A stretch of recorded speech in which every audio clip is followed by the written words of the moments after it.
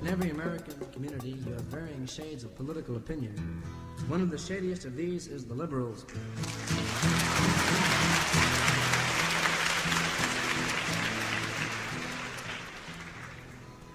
An outspoken group on many subjects. 10 degrees to the left of center in good times, 10 degrees to the right of center if it affects them personally.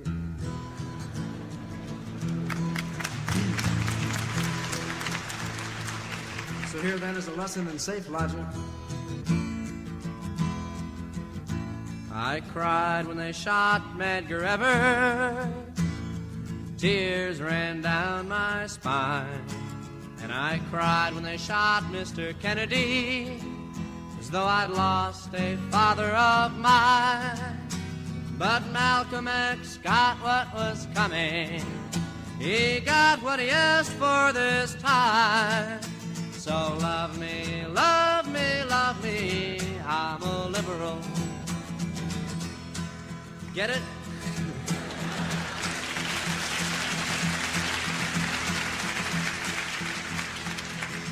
I go to civil rights rallies and I put down the old DAR. DAR, that's the dykes of the American Revolution. I love Harry and Sidney and Sammy. I hope every colored boy becomes a star. But don't talk about revolution. That's going a little bit too far. So love me, love me, love me, I'm a liberal. I cheered when Humphrey was chosen, my faith in the system restored. And I'm glad that the commies were thrown out from the AFL-CIO board. And I love Puerto Ricans and Negroes, as long as they don't move next door. So love me, love me, love me, I'm a liberal. Ah, the people of old Mississippi should all hang their heads in shame. Now I can't understand how their minds work. What's the matter, don't they watch Les Crane? But if you ask me to bus my children, I hope the cops take down your name. So love me, love me, love me, I'm a liberal. Yes, I read New Republic and Nation. I've learned to take every view. You know, I've memorized Lerner and Golden. I feel like I'm almost a Jew. But when it comes to times like Korea, there's no one more red, white, and blue. So love me, love me, love me, I'm a liberal.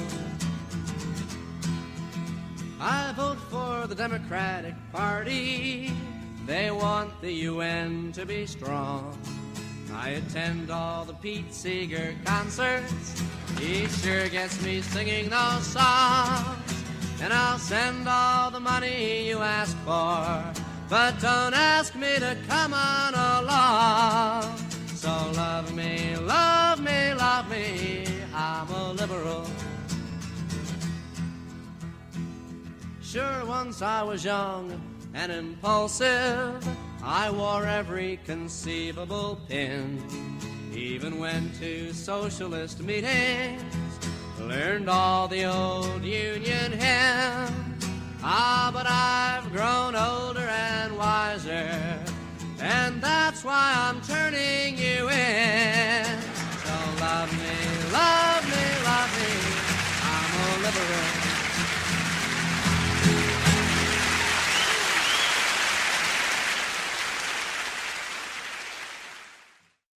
Folks, love me, I'm a liberal.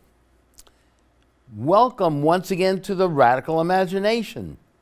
I'm your host, Jim Vrettos, and I'm a sociologist at John Jay College here in New York. The left has at times done a masterfully self-destructive job when it's allowed various parochial factions and schisms to dominate their message. Often these elitists insist that all those on the left should follow their particular version of a leftist truth, as they engage in a battle of egos to prove whose message is the purest version of that truth. This authoritarian bullying left has managed to turn off large segments of the general populace to their cause, often treating them as objects of their derision, as they dehumanize them in their formulas and objectified arguments. At times, there seems to be an almost cannibalistic death wish among factions of the left to divide and conquer a burgeoning movement that could make large progressive differences for vast segments of the population. Can the left ever really get together is a question the left and others have often asked throughout its history. And today, a clear, unified, humane, and inclusive left vision is needed perhaps more than at any other time in recent human memory. I'm extremely pleased to have on the Radical Imagination an incredibly talented organizer and strategist that has taken on the challenge, a challenge that sometimes entails saving the left from itself. He's the co-coordinator of the Left Forum, which is the largest annual gathering of the progressive left in North America, and some think in the democratic industrial world. Paul Sweezy, one of the founders of Left Forum, once pointed out that if it hadn't been for the hegemonic control of the media, this large gathering of the left would have been a fascinating mainstream newspaper story for the general public. Practically every major progressive left and socialist thinker has appeared at Left Forum at one time or another in one or more of its reincarnations. I'm so grateful for his taking time off from an incredibly hectic schedule to be with us and tell us how he's bringing the left together in this year's Left Forum at John Jay College, June 2nd to 4th. Welcome, Marcus, to the Radical Imagination. I'm so glad you're here, and congratulations. You are the co-coordinator of the Left Forum, and it's a monumental job bringing the left together, but you do it magnificently. And tell us a little about what it is to operate in this way, to try to bring the left together. How do you define the left, progressive forces? Tell us a little about the history of the Left Forum and how you got involved in it.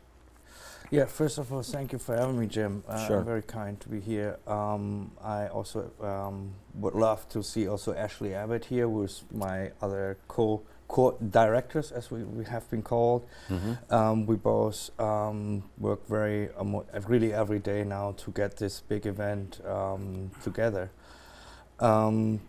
Yeah, I got involved 4 years ago and applied for an internship, and then did my job there and had the opportunity to work as much as I could, and had already.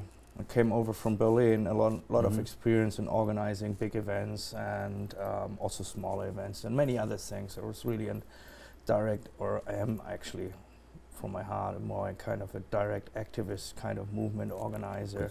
You were in Berlin for many years. For many years. Yeah, we'll get into that. So yeah, long journey stint. basically. Yeah. A working class background, and at one point I ended up in Berlin because it has a lot of progressives, and I wanted to study Karl Marx, and you didn't get a lot of Karl Marx in universities, but in Berlin at that point, in the early 2000s, you still could at least get in an official university still a lot of Karl Marx and so on. I'm not saying that I'm just a Marxist. But that was the foundation, right? The Left Forum was, for me, so important after I became involved in the anti-globalization movement in 2000, 2001.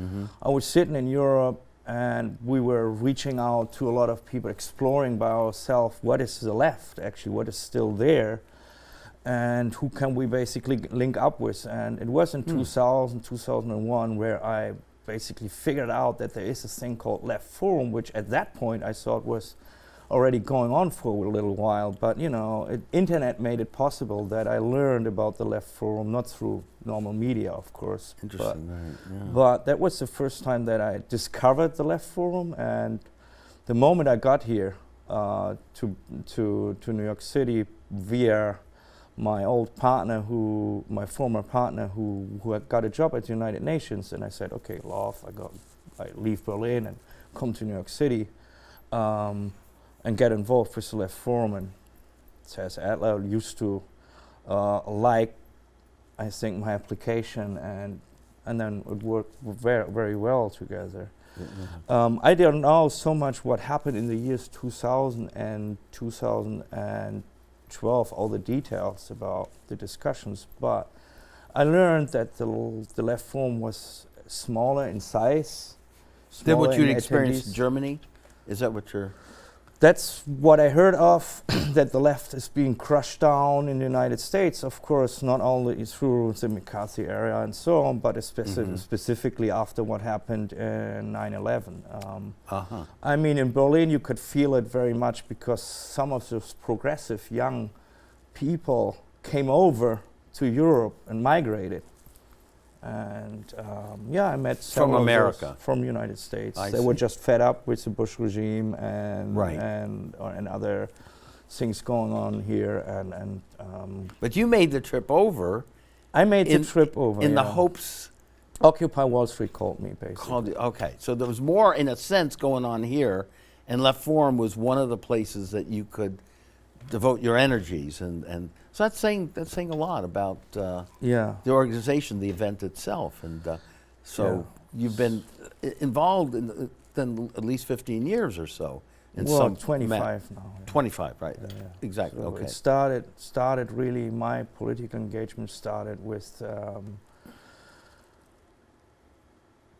the German reunification, so to say, right, or the takeover by the Western elite of the Eastern German territory and the people there, and the rise of nationalism and fascism and violence against foreigners, against asylum seekers, and people who and it got pretty rough, yeah. right? I mean, you told me, you're battling with baseball bats, and I mean, this was not the early '90s. There was pretty rough. There were stuff. two basically strong attempts.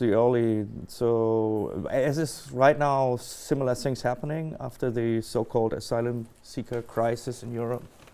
Right. That homes are being set on fire, and people died in the '90s. And I come from a neighborhood where a lot of working class people live, from a lot of migrants in my school. I had a lot of friends from many different countries, and we all got engaged in fighting back. It was really it was a good communal effort. We were young, 16 or 17 in our school, but at one point or another it happened that someone just got in contact with some solid anti-fascist movements, groups, and they had real direct actions kind of endeavors. Some of them really went into the gym every day or every second day and get their muscles ready and so on. Not that they used their brain too, that they did. Yeah, right. You had to be in shape. That was one of those. It was across the country that a lot of, as we called, Sportgruppen, so sporty groups who would do something. I got involved with this a little. I got afraid at one point as I got beaten up, and that was basically a traumatic situation which brought me away from doing this kind of actions. But other people continued on, and at one point the movement exploded and become even kind of a big endeavor for the whole, even the elite got involved in that too.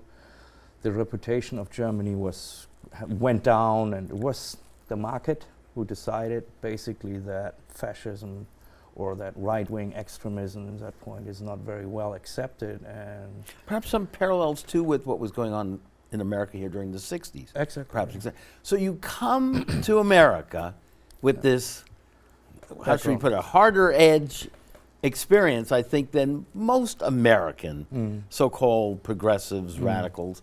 and you start working with La Forum, and what do you find here? What did you try to figure out where you sort of fit in on the left scene here in America, and who did you begin to identify with? What made sense to you, and how did the Left Forum help you in that journey? Yeah, Stanley Aronowitz. Yes, I think it's definitely one figure I heavily, very strongly resonate with.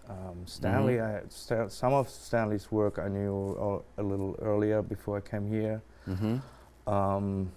Which two things. It's his working class background, the way he explains me the let's say the critical theory of Adorno and Horkheimer. I mean, he puts it into a language which is, in my point of view, as it's outstanding to nail the essence of that text down in the way he does.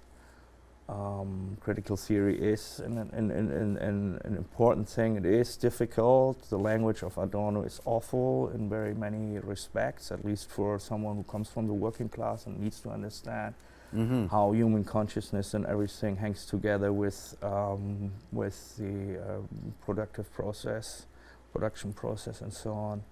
So you found a home with. I found really in him someone where I said, yeah.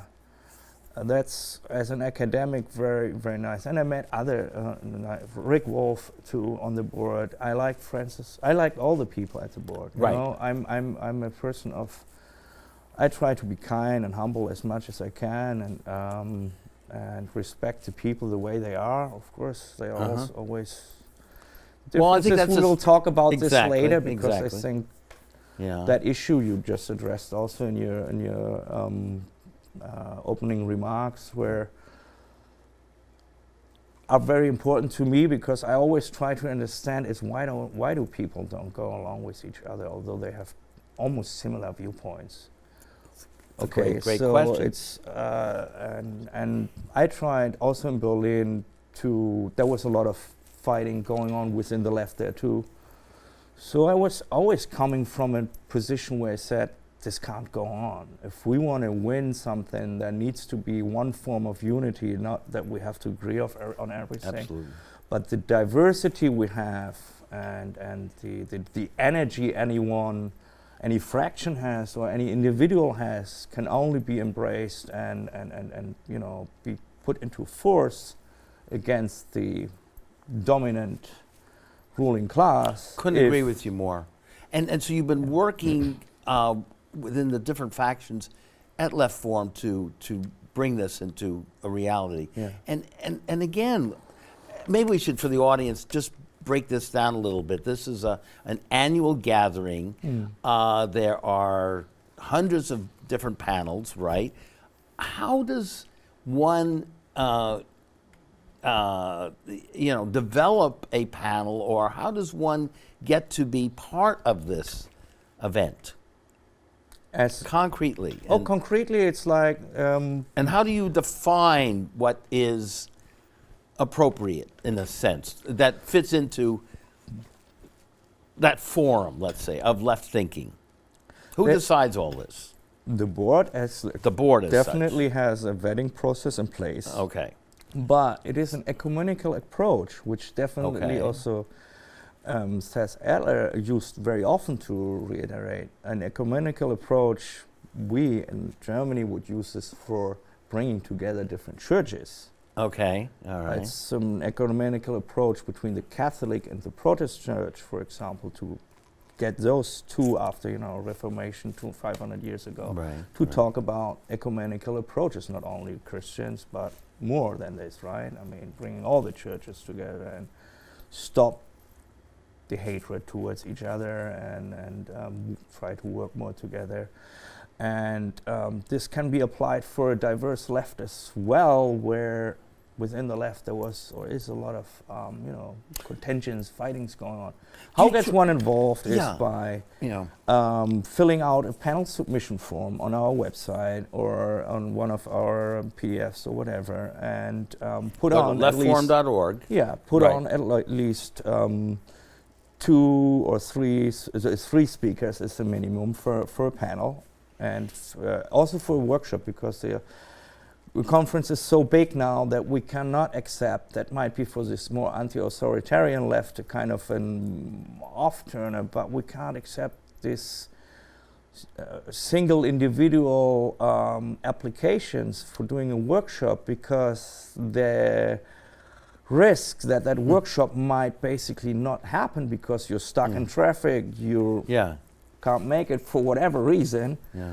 One person might be talking to themselves. Just create too much chaos on site. And so we say, get 2 other people together who would commit to show up, and if you don't show up, they can facilitate. And the board, and that's basically what it is. The board reviews each of the panel requests. So whatever it is you come up with, and you try to. So it's very democratic with a small d, right? So people can just apply, and whatever their interests, and then the board decides which gets approved. Are most panel suggestions accepted? Most. This year we have 3 rejected because I don't know what happened exactly. There might be some anti-Semitic language being present. Okay, does exist on the left. And so are you out there responding? How do you get? There's a general theme. This year's theme is resistance, right? It's the resistance. You have a flyer. We have a flyer here. I don't know if it can be seen. We show it later. There it is. Okay. That's a major theme, because we decided this, or the board basically decided this in December, and that was right after the election of Donald Trump, and before the resistance became also part of the so-called liberals. They put this out. We were sure the resistance would go on. But we choose also different sub-themes. So we have 5 different sub-themes which go into the history of resistance, resistance then, now, and in the future. So it tries to combine what forms it could take. Exactly. Then it is about strategy. It is about tactics a resistance movement should have. But it is also about the utopias, the things where we want to go to. And these are set up in various plenary sessions. And of course, where we want to fight against. Say again, I'm sorry? And one of the sub-themes is against resistance against what? I mean, against this misogynist, racist, earth-destroying billionaire class. Right. So there's lively debate within that theme, even defining, again, what resistance is, what might be, what we should be resisting, and then possible proposals or actions to bring about what we imagine is necessary.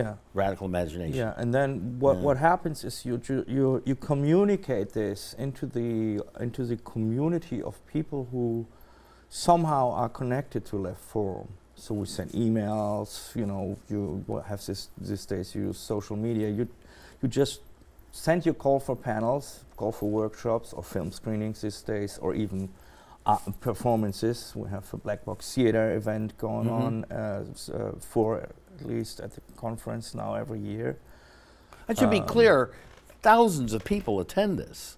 It's 4,500 to 5,000 people coming along at this weekend. And over the years, so you're talking about a mailing list of tens of thousands. It's a wide roughly pool now of 60, 70,000 or something like this. So that's all right. So you have themes, and how many panels are you going to have? It's every year. It's around 400, and this year, because we had so many technical difficulties too, I think it's, and I think because of the real unique situation we're in, and we can say every situation is unique, but at this moment in time, there seems to be, it's not normal. So the years before, it was like you have You're implying you have that Trump community organizers responding to the Trump administration. Yeah, for example, you have community organizers and campaigners who would just talk about their nitty-gritty of their everyday kind of organizing work. Right. And would present a panel on this, for example. Right. This year it seems to be a little different because this Trump administration actually really affects the whole program in some level. So that this nitty-gritty often very personal now changes into something completely different. Everyone needs to position him or herself. And I think that results in that some people might not really know what kind of panel should I do. I need some time to figure out what's actually really going on, what is the right strategy and tactics. And I think first this goes into the will be handled or debated out in the own organization or the own fraction of those people, rather saying, I present this in public at the left forum. You know what I mean? see. Yeah. It's more this kind of, that's what I feel right now, what is going on. So the numbers of panels is a little down, but it's still 350 and plus. That's and we get the most of the complaints we get is actually that we have too much. People are really trying to figure out what the hell is going on and what do we do about this. As you say, this is quite a unique situation that we're facing. It is difficult. So and extremely difficult and very personal for a lot of people. Do you reach out to the diverse communities that you find in New York? I mean, we're not. The Left Forum originally started as what? The Socialist Scholars Conference. So we're talking mainly what? Academics, scholars, theoreticians, activists too. But it's morphed into what? A more democratic, more diverse group, younger, would you say, over the last 10 years or so? Ethnically, racially, so on? Somewhat it does, but to be honest, it is still white male and over the 50s. Also the attendees, you can't admit, we change a lot. We change a lot to get a different audience and different panelists also there. It is well, as you know, I mean, a lot of communities, you know, black communities, Hispanic communities are being so beaten down, I think, in this country.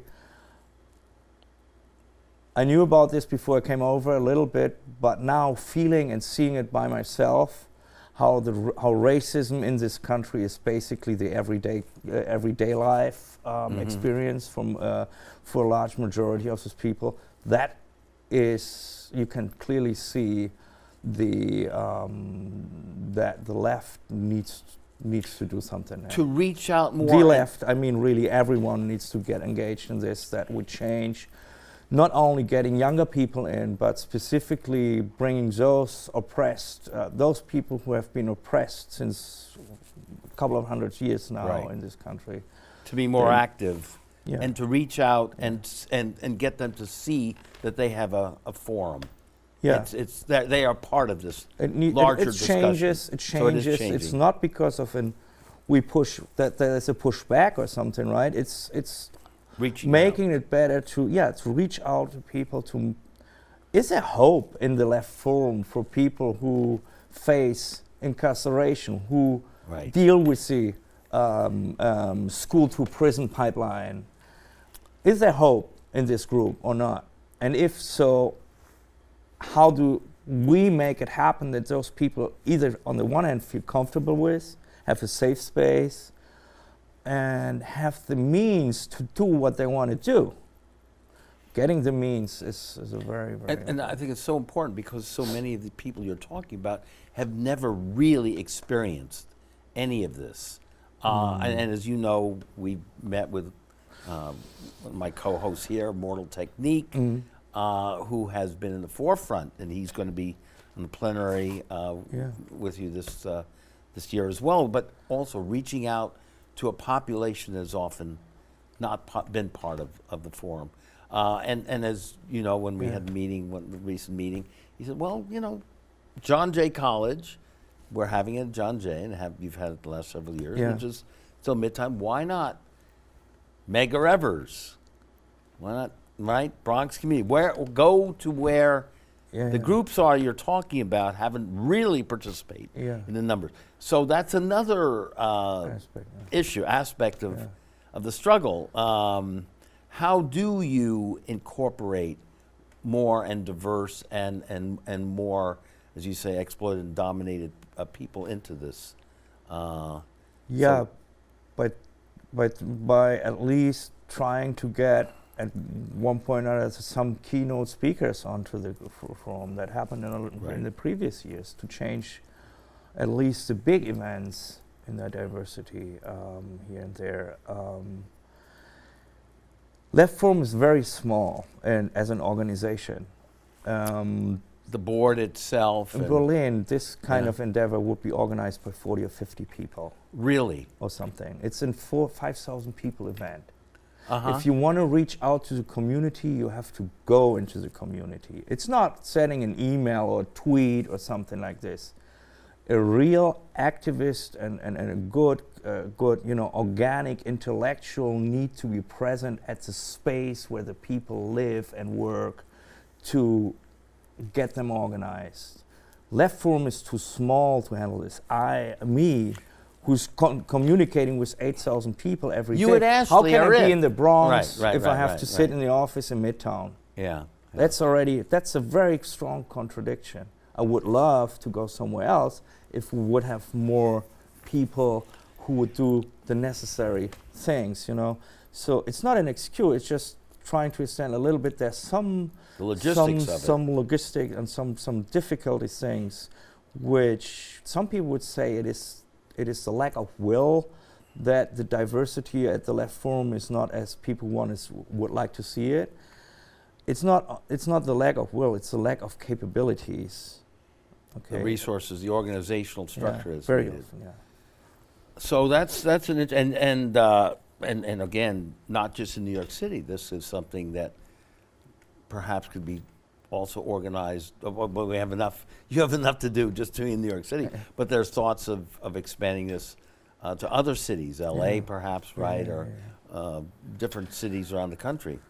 That's true. Yeah, there's. I mean, the energy is out there. The need is out there. That's true. Yeah. But the resources. I mean, the anger, the frustration. Yeah. This has been part of the dilemma of organizing the left, if you will, and mobilizing. Can I want to be a little critical about and about the times we are in. Sure. Neoliberalism created some. We talked before the show a little. We mentioned the '60s, and the '60s were, in my mind, I haven't participated. Was born in 1974, but what I learned is, it was an explosion of new subjectivities, of new possibilities to embrace your own individual self, against any form of, authoritarian behavior on almost every big aspects on life. So basically, there is no rules on how to rule my sexuality, and for example, there is no rule on how I have to, or no one can tell me of how I have to behave at the workplace, for example, or in college or whatever. There was an explosion in almost every aspect, a cultural explosion. Opening up possibilities, alternatives. Yeah, and I think the backlash, or what we would call the recuperation in the late 70s of these aspects of becoming, and creative and producing human being who wants to be someone who actually makes a difference and who wants to work for the better of changing the world, for example. This has been turned into a business model. The universities, the academy. Yeah, so it has been turned into a business model, and getting your MBA rather than your sociology degrees. Now it is competition. So out of this, what happens is a neoliberal subjectivity for any individual human being emerges. We become what Erich Fromm already said in the 1950s, a marketing character. Mm-hmm. So we sell ourselves on the market. And we compete, and that's what happens. I mean, of course, the working class always compete against each other, but competing in a job environment, in a factory where many people are actually doing the same kind of movement with their hands and manual labor, for example. the so-called, excuse me for using this, the neurotic aspects of being, attached to what you're doing. Dehumanizing. It's completely different, of course, right? Here it is the case, we have to perform in many jobs, specifically in all the offices. You have to perform, you have to be a nice person, you have to be caring and loving. Fit and in. so on. You have to fit in. And you have to market yourself. And that's clearly seen in the left as well. Your brand. Yeah, and that's in the left as well. And I think because of the lack of resources and the lack of collective endeavor in saying we might be diverse, we might be different marketing characters, but there are some characters out there who are way evil than we are, and we are all fighting against those, and we're doing this in a collective manner. I think that this situation leads more to the fact, specifically the lack of resources and the missing radical imagination that you don't need always this big resources. Usually it's the work itself which gets you out of any struggle. It's right? not about the money. It's not about the money. It's the commitment. Yeah. And this is not just going once a year to an event, although that's important too. This is a lifetime commitment. It's a lifestyle, if you will, correct? Stanley talks about that as well. But if it's... There's got to be alternatives that support that. Yeah, of course, but lifestyle, where some individuals think it is more important to secure their own lifestyle and make sure that the big bucks coming in over the years, right, and form your own little non-profit, and then you basically can sit it out till the end of your life or whatever, and become a liberal, as we just heard in the song. Right. If you want to radicalize this, we need to collectivize this, and we have to push the egos really, really, really back where they belong. So will that be part of the plenary? Will there be the resistance theme that will pursue what you're talking about more? Has that been something that... The big keynote, the big events, the opening plenaries would actually address first the state repression we're facing. Tell us about that. Tell us, for the audience, what they could expect. First of all, it's at John Jay College. It's at John Jay College, 59th Street. Street between 10th and 11th Avenue, right where one of the big Trump towers is at Columbus Circle. It's right across. We can have a visit there during the lunchtime and do some protest signs. R.C. Borat, what's the movie where... he takes a dump right in at the Trump Towers Garden. But anyway, okay, so 59th Street. Opening plenary starts on Friday, June 2nd at 7:30. Right. But we have some remarkable events already starting at 5 o'clock. 5 panels on technology and revolution, for example, on election fraud, how this happened, the discussion on stolen elections, gerrymandering and things like this, but also a discussion on a great thinker of the left, Gramsci, for example, will be explored, and the importance of his thinking and his actions and what we can learn from this today, and some other panels.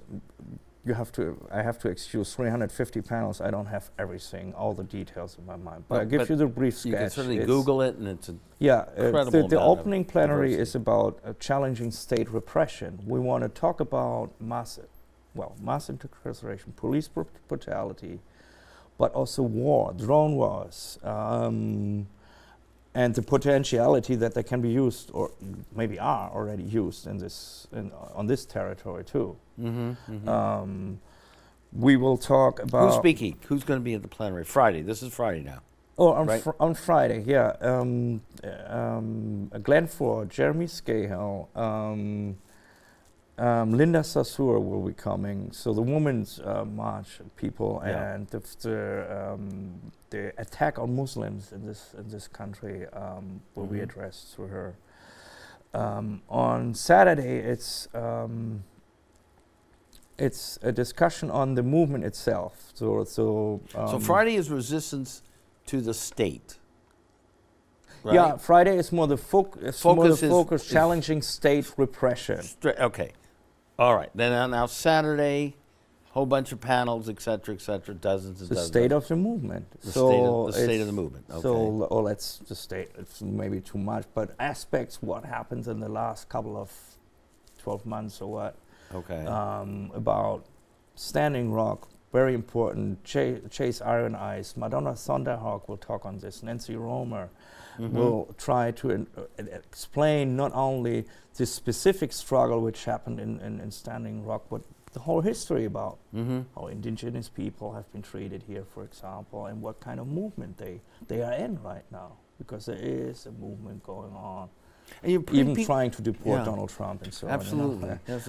And the links are just fascinating too, that you're trying to Yeah, and the show here, women's struggle, which we Right. all, of course, saw, which was maybe one of the biggest, I think, spontaneously organized events in history. Absolutely. Maybe, right? I mean, Absolutely. I remember 2003, where we tried to stop the Iraq war on the globe.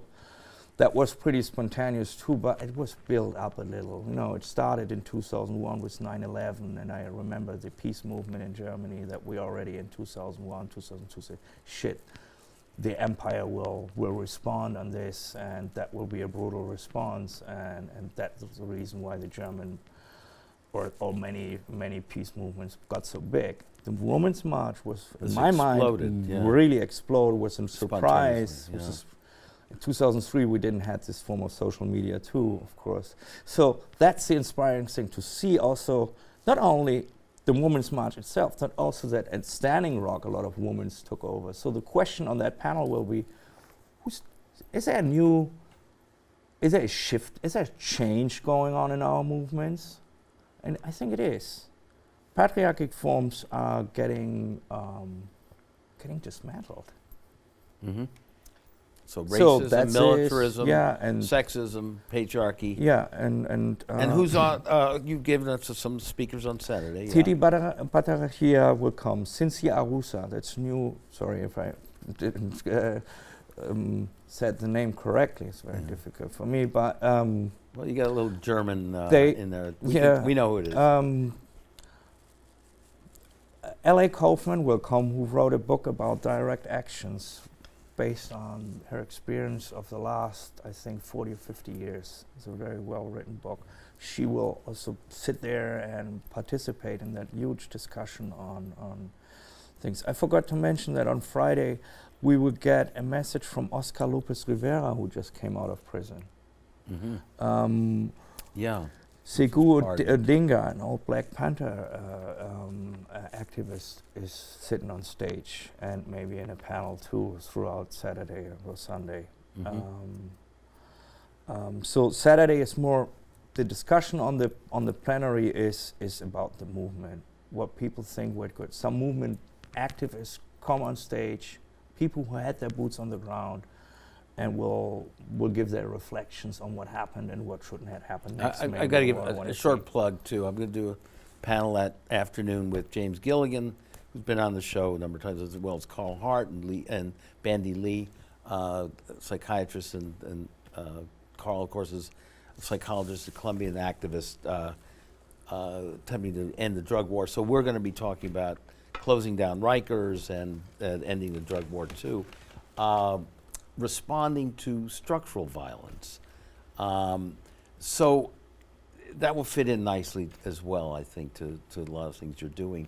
What about Sunday? Sunday is an capitalism and beyond. We want to get rid of the situation we're in. We want to change the world most people want. And we might struggle about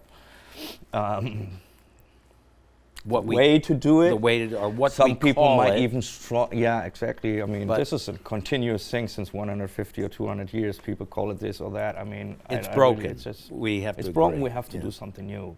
We need to enter a transformation, which has never been seen in that manner ever before, because the objective conditions seem to be like that we go extinct, that we don't change the way we live and the way we work and the way we produce things.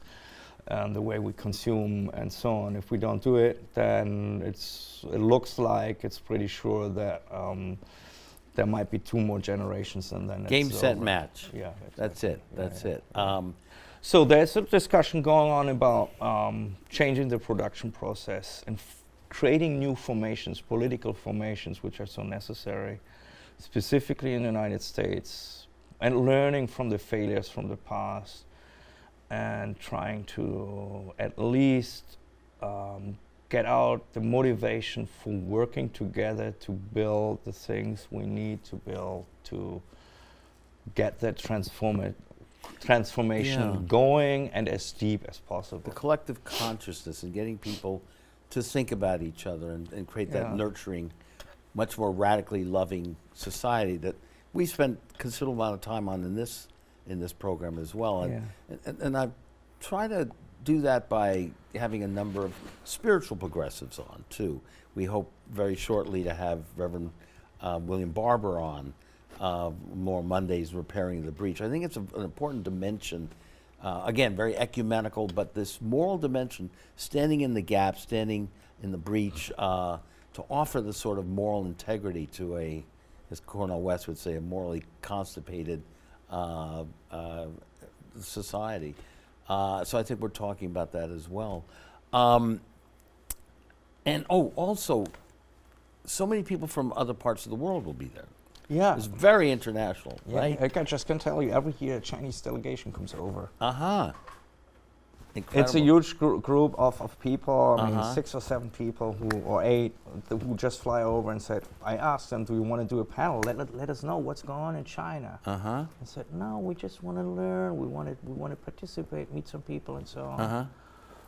And in different other parts of the world, Cuba, you have... people from Cuba. Cuban ambassador will be a place. Venezuela, we're going to have her here too as well. Yeah, Brazil, India, a lot of discussions on what's going on in India right now. And well, first of all, of course, the oppressive regime there and the counterattack of the more progressive forces in that country as well. I'm in awe. I have to tell you, here you are, you make your way from Berlin, and you, within a relatively short period of time, you have become one of the main organizer strategists for this incredible organization. You must be, in a sense, pretty amazed, I guess, of what has happened to you personally. Yeah, I mean, they're making somewhat personal. That's true. I mean, at least what I have is I think, and that's I embrace.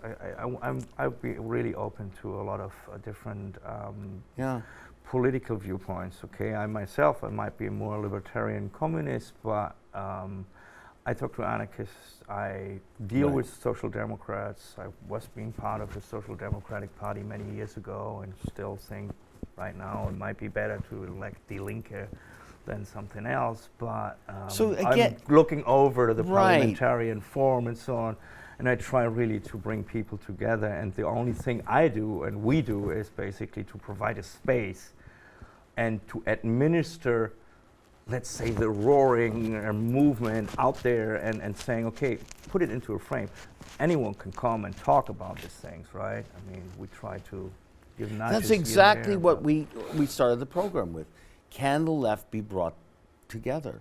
They can be brought together in a space. What more important is, what we all need to learn is, can we push our egos aside and form decision-making processes in an organization or formation to come, where the question of leadership will be handled differently than it had been in the past. This is a very important question we have to learn. As a movement and also as an organization, and not to get, again, dealing with all the factions and perhaps opening up the board some more as well. I mean, make it more open, more transparent, so that that's a reflection as well of the different struggles so many people have. As you say, 40 or 50 people would be running this, or not running is not the word, but coordinating it in Germany. So it sounds like you need perhaps that many, at least here too. This is it's no matter who I'm talking to, who community organizing, labor organizers, whatever. There's a new push since Occupy Wall Street, Black Lives Matter, and so on. More and more, or in general, more and more people get involved. Right, right, right, right. And that has to be Can reflected at old the leaders shift and give away some influence and power to the new young folks? That's a different question. There's a lot of things to be learned. You cannot just shift power like this. There needs to be training happen as well. So the intergenerational relationship, you know, I mean, I have a lot of things to learn from you.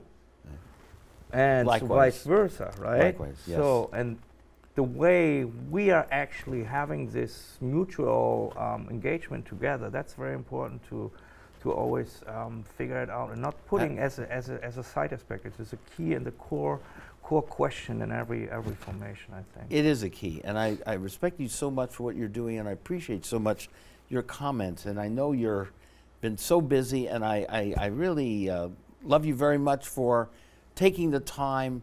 It's been our tradition here to support Left Forum, and we want to continue that dialogue because we don't have any choice. The left has to get it right, and the progressive forces really need to put their energies together and offer the alternative to literally save humanity. So again, Marcus, thank you so very, very much.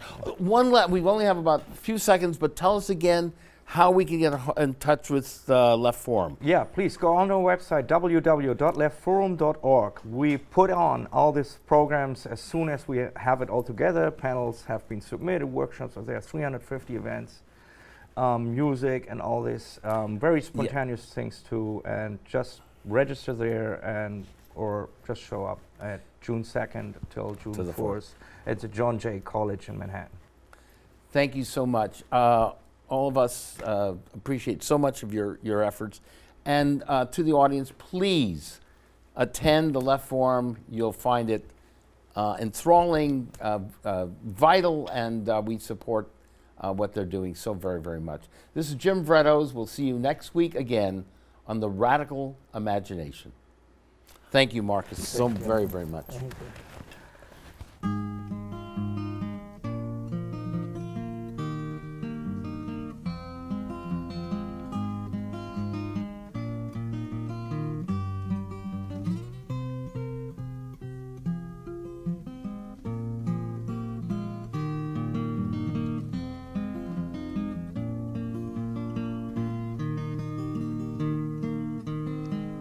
Sit by my side, come as close as the air, share in a memory of gray, and wander in my words, dream about the pictures that I play of changes, green leaves of summer turn red in the fall, to brown and to yellow they fade, and then they have to die, trapped within the circle time parade of changes. Scenes of my young years were warm in my mind, visions of shadows that shine, till one day I returned and found they were the victims of the vines of changes.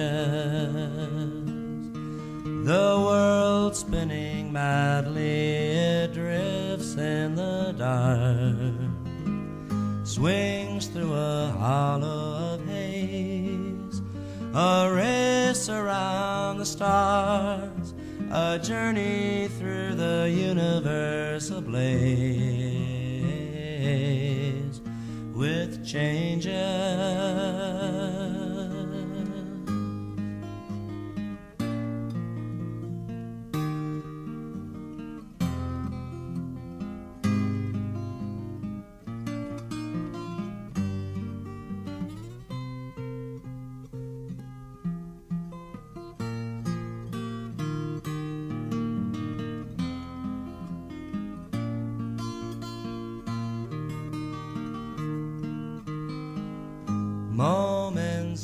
of magic will glow in the night.